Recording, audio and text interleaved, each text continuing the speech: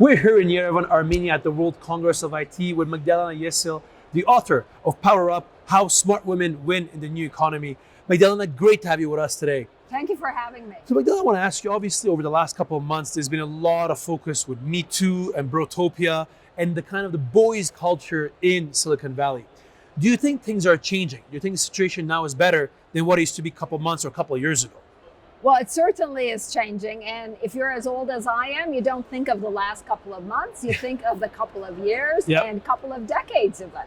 So there's no question that between when I started my career and today, the environment is significantly better for young women. But is it good enough? That's the question. And I wrote a book, Power Up, How Smart Women Win in the New Economy, to actually motivate and incent young women to choose tech careers, tech-enabled careers as well. Because I feel that if we only look at statistics, and statistics don't lie, so there's no denying the numbers. But if we only look at the statistics, we're going to discourage the next generation of women from choosing careers in technology. So what really makes sense to me is to elevate the women who have been successful. And that's exactly what I did with Power Up. I interviewed 27 women and with varying successes, and they shared their failures, their techniques, their approaches to different ways of solving problems, dealing with being the only woman around. And all of those stories combined together is, I hope, very motivational for young women to choose tech careers. So based on that, I mean, what advice would you give to young female entrepreneurs starting today? What's the one piece of advice you'd give her? One piece of advice always is get in the game, stay in the game. Don't try to change the rules overnight because you won't be able to. Play by their rules and beat them at it. Great, wise words. And maybe it's fun to finish it off on a more macro perspective. I mean, you've been in the Valley for some time. How have you seen Silicon Valley and the ecosystem change over the last 20, 30 years? And how is it different today than it was back then? And more generally, not only the... So first of all, I think Silicon Valley is much more accessible today. So when I started my career, Silicon Valley was mostly silicon. That's where the name comes from. It was hardware. And to be a hardware designer, which I was, you had to be an electrical engineer. Today, most of Silicon Valley is software, consumer internet, you name it. We have diversified away from hardware, systems, even software, to consumer products. Look at Apple. Apple used to be a computer company. Today, it's a consumer electronics company. So it's become much more accessible to everybody. So Magdalena, I want to ask you, I mean, there's obviously a lot of entrepreneurs listening to this video. What advice do you give to young entrepreneurs today on how they should use their board members or their advisors for support? Let's start with board members. Yeah, so board members have the opportunity and the privilege of hiring and firing CEOs. So I would say step number one, be incredibly careful as to who you choose as a board member. Because you're actually putting them in a very powerful position. So bring people in that you can work with, that you actually see eye to eye. That doesn't mean you have to agree on everything, but at least the overall arching goals of the company, you have to be aligned. And also make sure that you're bringing someone who can be very honest with you, who can tell you when you're messing up, because you want that open communication. You don't want anybody taking steps without first coming to you and telling you that you can fix it in a certain way. But then what about advisors? Like, how should an entrepreneur best leverage advisors? So advisors are very different, right? You can have a lot more advisors than you can have board members.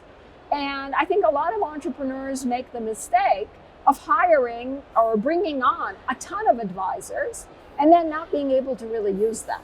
Because to be able to use an advisor, you actually have to invest time and energy in them. And that's one of the problems, of course, right? People are not doing that, right? Exactly. So you have 10 advisors, and of those 10 advisors, probably only 1 or 2 are actually giving you value. So let me ask Magdalena, I mean, when it comes to, let's say, investing, obviously you've been an investor for a long time. What are the key success metrics you look at as a startup? I mean, let me just ask you the other way. Any showstopper, when you look at a startup, any elements that make you say, I'm never going to put a penny in this company? So I'm an engineer by training. And my one showstopper is if I've sat in 2 or 3 meetings with you and I still don't understand, forget it. I'm not stupid, so I'd better be able to understand. It doesn't mean that I need to understand everything, but I need to understand the essence of the strategy. I need to understand the essence of the product. Yep.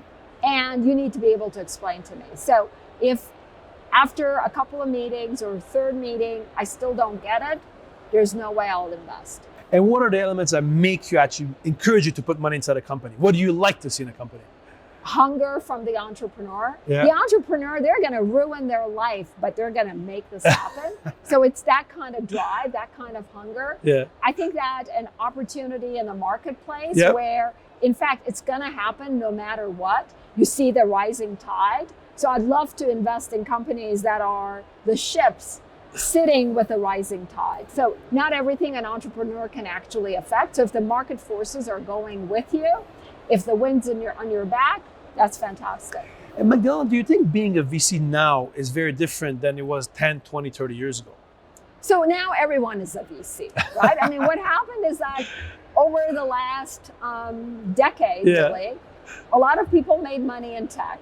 And because we're engineers and we're not really big spenders, we don't want to go buy ourselves a yacht or a Ferrari. We just put our money into the next generation of companies. So everyone has become an investor. I do think that that's the biggest change between 10 years ago and today. There are a lot more investors. There are all kinds of angels around. There are big funds. There are a lot of large funds that are coming down that used to be just public investors. Now they're investing in private. So if you're looking for money, you should be able to raise it if you have a good proposition. That's very interesting. I also want to ask you, what are the sectors that are hot right now, in your perspective? What industries or verticals do you really like these days? So I'm doing a company right now. I'm in a startup right now that is taking machine learning and applying it to a very manual process that serves the financial services industry. Yep. So when a consumer applies for a loan, usually the lender says, yes, I will give you that loan, but you have to basically prove certain things to me. You have to prove where you live. You have to prove your identity. You have to prove how much money you make. A lot of those documents come from a consumer, and then a person, usually in the Philippines or Mexico or India, is looking at those forms and then taking data or making, the data, entering the data into a computer system. Our software can use machine learning to take unstructured documents and turn it into data. So let me ask you some more personal questions on Magdalena, right? First of all, you're an engineer by background. If you had to go back to university today, would you become an engineer? Yes, absolutely. Not only would I become an engineer, but I would go over to the history department and the English department and liberal arts of all kinds, and I tried to talk them into becoming engineers. And what is, if there's one course you think every engineer should take, that is outside of the core engineering courses, non-engineering course that every engineer should take, that you wish engineering school would do? Now you trumped me. I have no idea. Personally, for me, my favorite class at Stanford was art history. And in art history, we had a phenomenal professor. Yep. And I enjoyed that class. I wouldn't say everyone should take it, but it was my favorite class. My second favorite was costume design, provided by, offered by the theater department. So that's pretty cool. A little diversity is good. Hopefully that came helpful at one point in your career as well, I don't think so, but I can dress myself. So another personal question. What is the biggest mistake you've done as an investor? Any one mistake, or you don't need to name any companies, but it's a mistake you've done as an investor. Well, I think that the mistake I made, probably the biggest mistake I ever made, was getting off the Salesforce board. I voluntarily got off, and it was a very stupid decision. Yep. But hey, people make stupid decisions, so I don't beat myself for that. So Salesforce, obviously you were an early day investor in Salesforce. I mean, I'm the first investor in Salesforce, actually. So I mean, obviously with Salesforce, you're the first investor in Salesforce. When you first heard of the company, did you know from day one? There was no company. Oh, wow. First of all, there was no company. There was no day one. It was day minus one. There was nothing.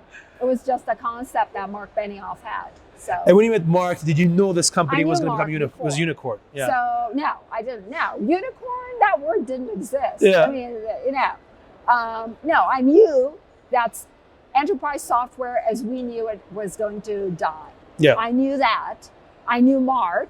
So the idea of taking basically the best of CRM and putting it into a very different architecture where with one code base you could serve, you know, a multi-tenant environment made a lot of sense to me.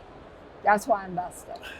So one last personal question. Yes. If you're not an entrepreneur or an investor, what would you be doing? Author. I mean, I have 2 books, by the way. This is the second one. I want to write a 3rd book. And my 3rd book, I don't know when I'll do it, but I really want to write a book for fathers of daughters. Because I think that there is such little information that basically tells a man how to be a great dad to a young girl, to a baby girl, a young girl. And if you interview a lot of successful women, almost all of them, 95% of them, had an amazing relationship with their dad. If we can just codify that, and that's what I want to do with my book, and publicize it, I think we are going to live in a better world. I'll definitely be a reader. You know, my daughter is 3.5 years old. That's a question I always ask myself. How can I be a better father? So that's awesome. Magdalena, thank you for being with us today. Great to have you on board. Thank you. Thank you.